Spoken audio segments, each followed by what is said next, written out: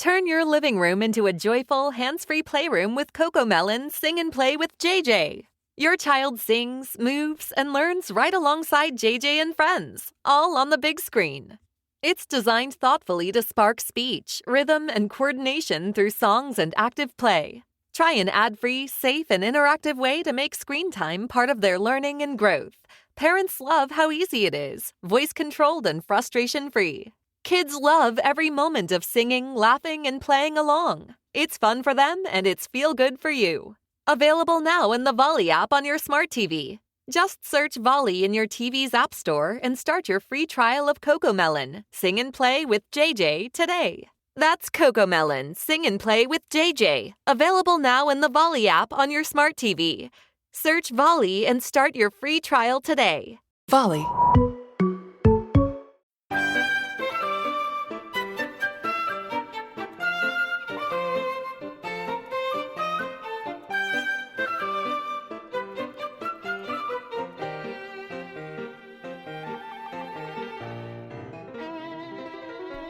Welcome to Homeschooling Outside the Box, the podcast that encourages and equips moms to homeschool an outside-the-box child.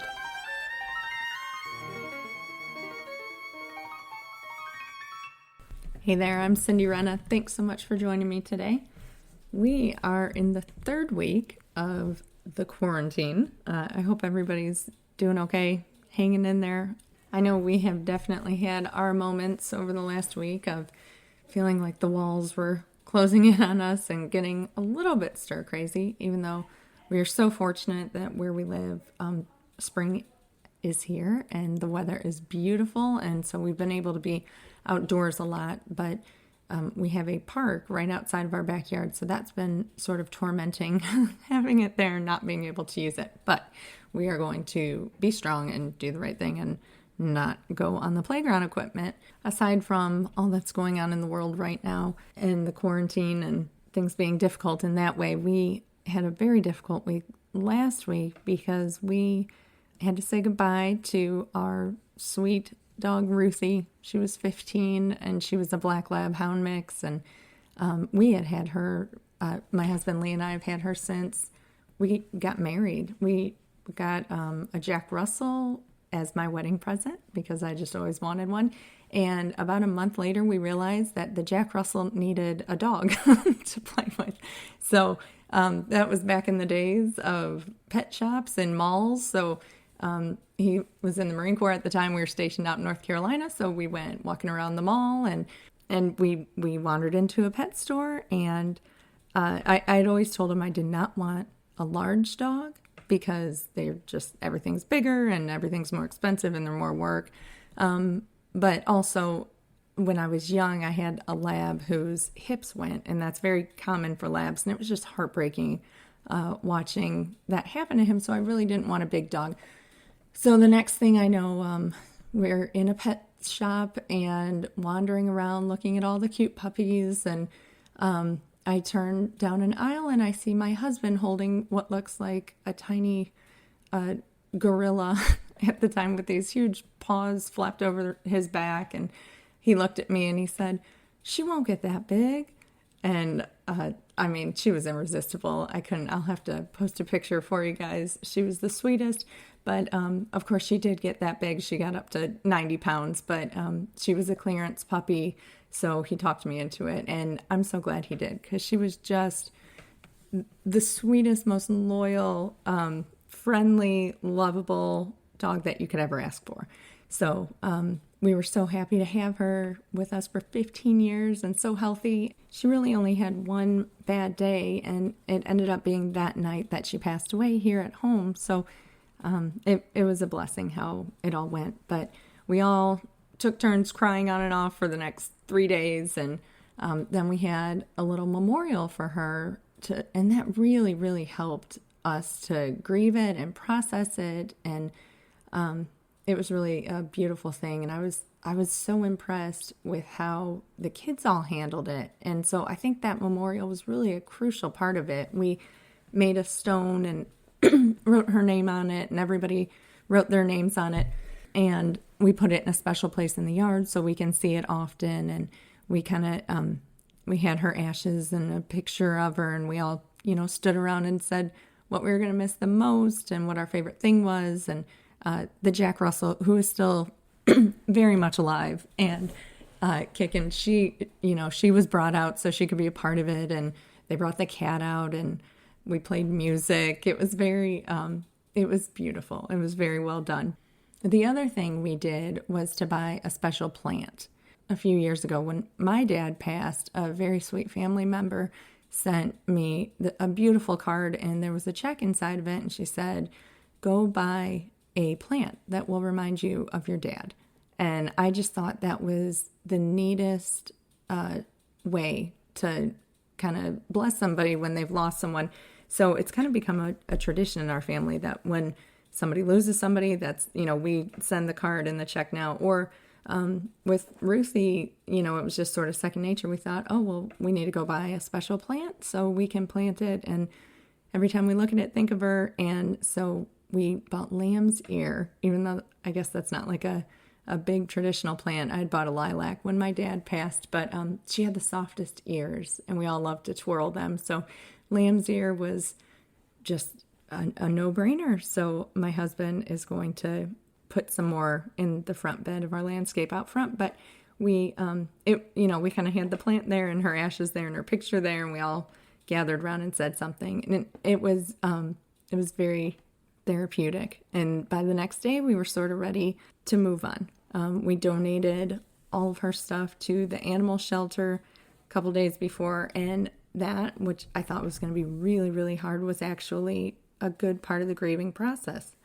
So anyway, we sure miss Ruthie. She was so sweet. But I say all this to you because maybe it'll be helpful one day when you lose a furry family member, but also because it got me thinking about grief and kind of what's going on in the world, and how everybody's processing it differently. And for a lot of us who are home with our children, how there's just this continual adjustment period, and how maybe the first couple of weeks of the quarantine, there's almost, you can almost get excited about it. Like, oh, we get to, hunker down together and watch movies and play games and just really spend a lot of time together, which is wonderful. And that's definitely the silver lining. I love to see all the families out riding bikes together and walking together, and, just some really sweet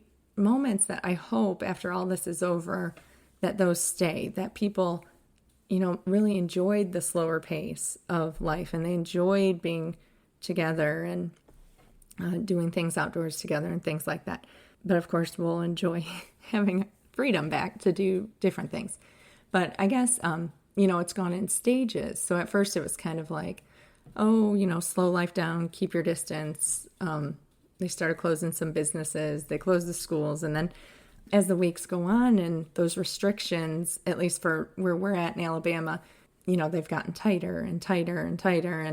And so you sort of feel it pinching back, like it used to be okay to go here, but now it's not. And so it's this constant adjustment for the kids, kind of sitting them down every Sunday, like, okay, this is where we're at. Now we're not going to use the park. We're not going to go on the swings.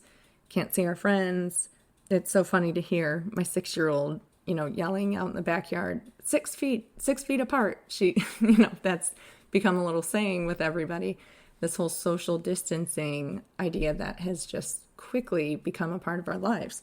So I want to talk today about just adjusting to things and how to help your kids if they are grieving, normalcy, or just that feeling about being sort of stuck up in the air. You're kind of 1 foot in real life and 1 foot out of. And I want to encourage you to steer clear of survival mode and talk about how you can do that. But last time I put out a podcast for the accidental homeschooler. So perhaps some of you are listening, and again, you who had no intention of homeschooling, and then your children got sent home and now you're homeschooling. And it's funny because a friend of mine messaged me this week, and we had chatted back and forth about how this isn't actually truly homeschooling. And even homeschoolers, I want you to know, are grieving right now too.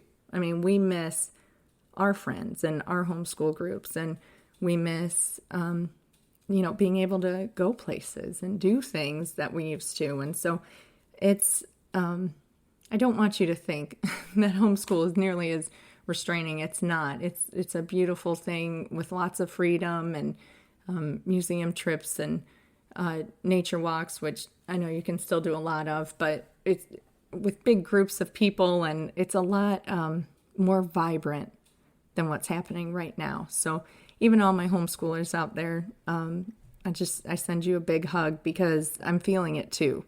We're missing our routine, and we're missing our friends, and we're missing doing the things that we love to do that really enrich our homeschool, different activities that are not able to happen right now.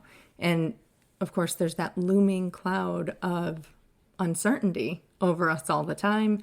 And so that makes it very difficult to just have real life, to have normal. And so the problem with that is we don't know how long this is going to last. So I'll give you an example. We moved, we've moved a lot. So my husband and I have moved like 10 times in 11 years but he was in the Marine Corps, so I blame that. But with the kids specifically, we had quite a few moves in the last few years. And so we've been in this house 2 years. Hopefully we are totally settled for a very long time. But when we were moving, we were very much in survival mode. And we knew that. We knew, okay, we've got 2 weeks to pack. We've got this, we've got all this list of things to check off. We've got to get the moving stuff sorted out. We've got to look for houses. We knew that was going to take priority during that time for that season, that short season. But there was an end. When we got to the house, then of course there were other hurdles, the unpacking and the resettling and the getting into new routines. But once we were there, we were there. Like there was an end in sight. With this coronavirus business, we don't know when life is going to go back to normal. Only God has a plan for what's happening right now. And so it's our job to just trust him. And so I think part of trusting him is doing our part to sort of adapt to our new normal. Because if we stay in survival mode and we say, well, we're just gonna wing it until this is over. I mean, months and months could go by. We just don't know. So it might be worth the effort to get into a routine, even if it's a slightly different routine or it's an adapted routine of what you would really love. But, you sort of have a mode that you shift into, and it's slightly above survival mode. So survival mode to me means the TV is on way too much and there's no meals being prepared and people may or may not be brushing their teeth. They're almost certainly not flossing. It's sort of a free-for-all, every man for himself. I hope everyone gets to bed at some point. And so that's what we're wanting to avoid. So some tips on how you might steer clear of survival mode. The first thing, the most important thing for us is to get ready. Okay? However you start your day, that's how your day is going to go.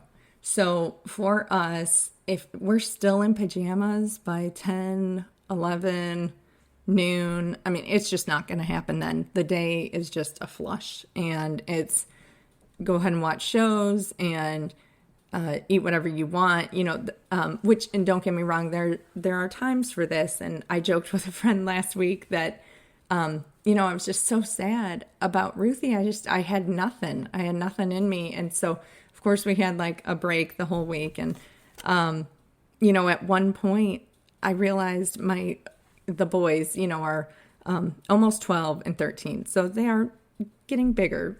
But, I don't know that they went to bed before midnight all week. And I'm pretty sure my one son survived on apples and tortilla chips for days. So, again, that happens, and don't beat yourself up about it. There's definitely, it's understandable in certain seasons. But if you're living in that can get unhealthy, and that can get discouraging to you, because you kind of go on momentum. So if you're headed hard and fast in that direction and that becomes the new normal, then you're just feeling depleted, and it's just this really bad cycle. So if you can find the few things that help your family to keep your heads above water and out of survival mode, that's a good thing. So, all right. So getting ready in the morning. So for us, we get up, they get dressed, they take care of their bed, we eat something together at the table. Like for us, most of our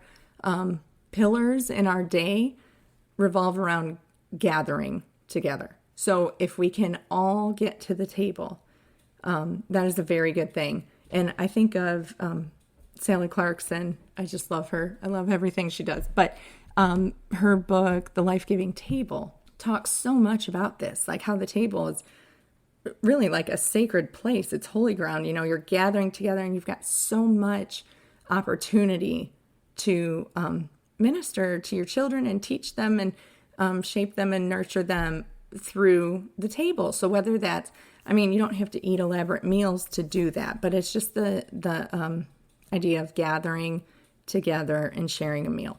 So if we can get to breakfast together, and then if we can read something of value, together, whether it's a story or something that we're doing in school, if we're studying a composer or science, whatever it is. So if we can just read together, and Gracie will do her calendar and we'll kind of talk about our day, which we always laugh now because we're like, and today, we'll always give what's on the calendar for today. And we're like, and once again, there's nothing. We're not going anywhere. We're not doing anything. Nobody's coming over. So even if it's the same thing, it doesn't have to change for it to be just a healthy routine. So, and then everybody kind of, we go over the day, what the weather's like, and then we pray together and we just sort of pray over our day. And that 20, 30 minutes, 15 minutes, sometimes it's rushed, that seems to get us off to a really, really good start. So if we can do that, even if we just do that, that seems like our days go much better. If we're feeling up for the challenge, and then after that, if everybody can go finish getting ready, and for us, that's teeth, face, hair, deodorant, zone. I've mentioned zone multiple times on the podcast, and I keep promising you I'm going to do an episode, and I was going to do it today, but then our sweet dog passed, and I really wanted to talk to you about that, and then it turned into a different episode altogether. So I promise the next episode is going to be on zone work, because I've gotten multiple requests about that. But they're sort of like chores, but a little bit different. That's the short answer for today. So if everybody can go do that, then that is another layer of, okay, we're not in survival mode. Some things have gotten cleaned. We've brushed teeth. We've tidied our room slightly, and even at that point, if we sort of go our separate ways and I fall into a project and the kids go off and play, it's the same thing with breakfast. If we can gather together again by lunch and sort of touch base with each other there, see how everybody's attitudes are, that's a really good thing for us. And so those are the two big ones. And then, of course, if we can get a good bedtime in, that's going to keep us out of survival mode too. There's some quote that I can't think of right now, but about tomorrow begins tonight or something like that. It's more poignant than the way I'm sounding, but it's true. You begin your next day the night before. So if we can get to bed decently, then I know we've got a better chance at rolling with that momentum and things going well the next day.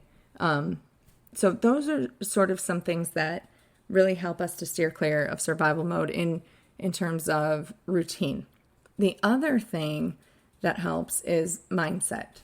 And I'm talking about your mindset, mamas out there, because as I'm sure you know, you are the thermostat of your house. So the whole joke about if mom ain't happy, ain't nobody happy is very true. And the opposite is also true. If you are presenting an attitude of joy and cheerfulness and peace and things are going to be okay, then your kids are going to pick up on that. And then, of course, the opposite is true, too. If you're hunched over watching, every breaking news moment about COVID, and if you're on the phone with your mom panicked about what's going on or how many cases or just whatever it may be, that's going to come across to them, too. And it's going to send a warning signal.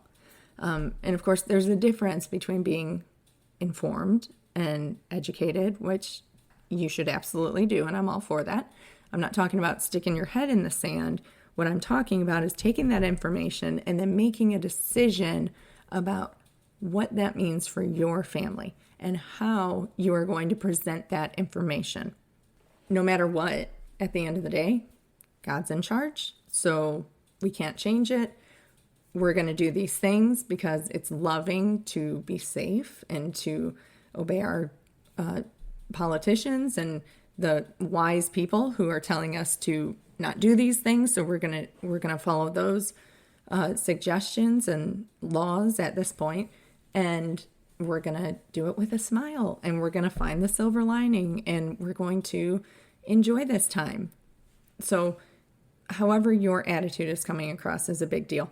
The other thing that's so critical to remember is that your work has great purpose.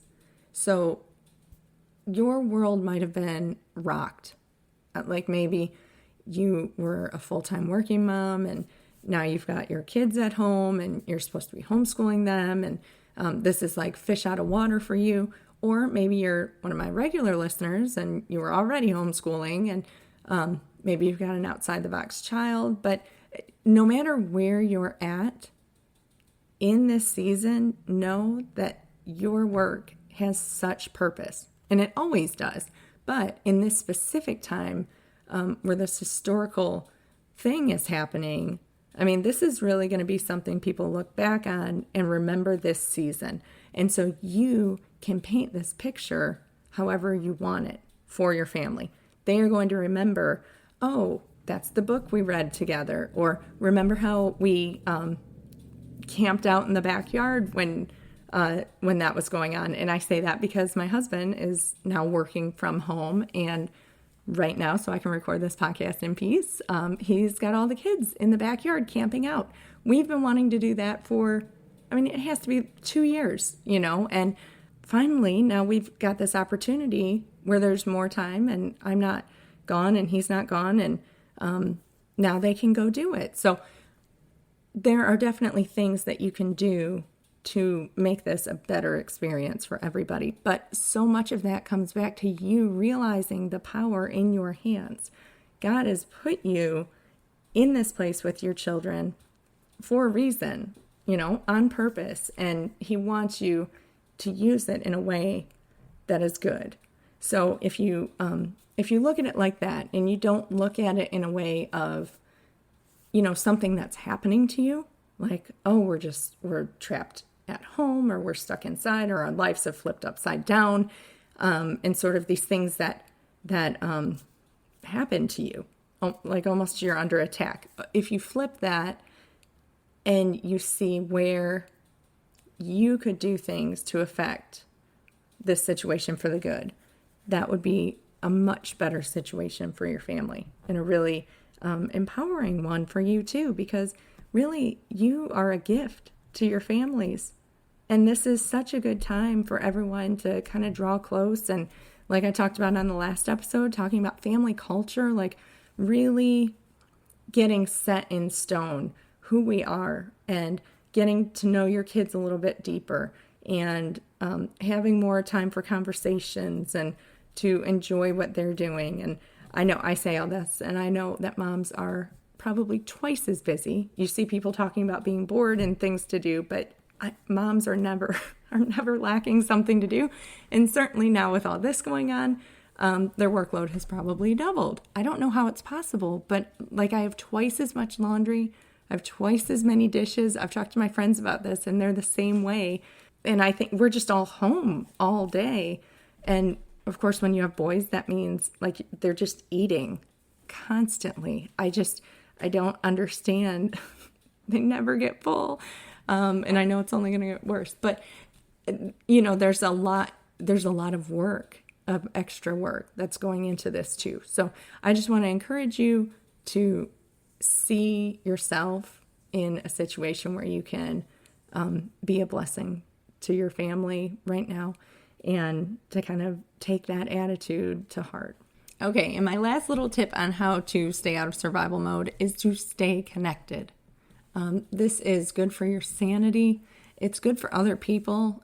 We need community, and we're having to get real creative about how that looks right now because we can't actually meet with each other.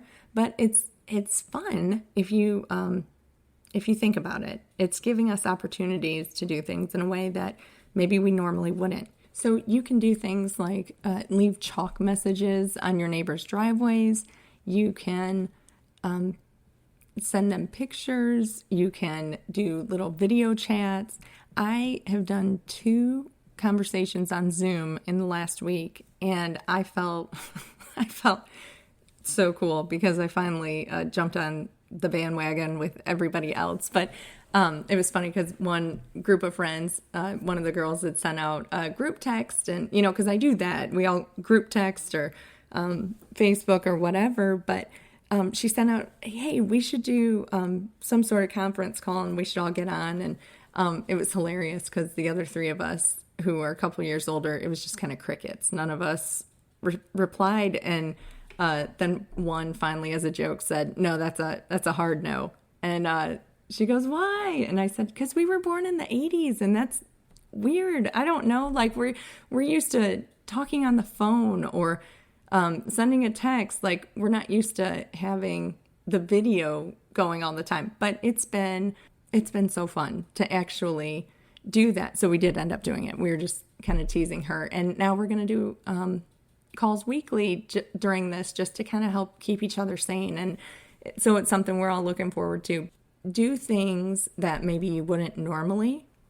Go big, you know, just to make that bridge, to get those connections and feel a little closer, because the more isolated you get, especially when you're just with the same people all the time, and I love my people, so don't get me wrong, I would choose to hang out with them. I genuinely enjoy them, but, you know, being together every day, nonstop, no, that can get trying sometimes. So it's good to kind of step outside of that and connect with other peers, you know, other moms and others who know what your shoes are like, because usually, you know, your husband and your kids are not going to be experiencing all this the same way that you are. So I would encourage you to do Zoom calls, or, you know, there's so much that we can do with the technology where we can take some of our lives that have been put on pause right now and we can adapt them in this new way. Our homeschool group is even going to, we're going to adapt some of our events. If any of you are listening, I didn't post about this yet, but it's coming this week. We're going to do some of our events like poetry and tea and nature walk. We're going to do them alone together. So we are going to, I'm going to send out a list of poems, and on our day where we would have met for poetry and tea, everybody's in their own home is going to, you know, bake a little something and make a little something to sip on and sit down together, and they can read poems that I sent on the list, or they can read their own poems. It doesn't matter. And then we're going to take pictures and post them on Facebook. And so we can have a shared experience, even though we're not together. And so same with Nature Walk. It's going to be kind of a scavenger hunt. My friend who runs Nature Walk is going to come up with a list of things that we're going to be out looking for. And then on the same day, everybody's going to kind of go to different parks, and hopefully we won't run into big groups of each other, or we'll just keep our distance. And or you can do it in your backyard. It doesn't matter, but go and look for, you know, 3 birds, or try to spot a butterfly, or whatever it's going to be. I don't know. She hasn't put it up yet, but you can do these things. You don't have to be in a group. If you're accidentally homeschooling right now, call up one of your friends that your kid goes to school with that, you guys are close, and just say, hey, let's do this together. And just, it'll give everybody kind of something to get excited about and look forward to. And then you're having this shared experience, even though you're not together. And then, of course, you can do stuff on Zoom too. We're toying with the idea of doing some of the things that we do, presentation, where the children stand up and everybody reads something that they've either memorized, or they can read it from a card. It doesn't matter, but they read a poem or something short that they want to share. That's something that can be easily adapted to Zoom. So if you are in a homeschool group, you can take some of your events and adapt them, and then the kids can still see each other. There can still be some camaraderie, and it'll give everybody a shared experience. So anyway, I just encourage you to get creative, to try not to get in a rut, be gentle on yourself, but at the same time, challenge yourself to kind of take this new normal and embrace it for as long as it lasts, and do the best you can with it. And if you can, make it fun. Thanks so much for listening to Homeschooling Outside the Box.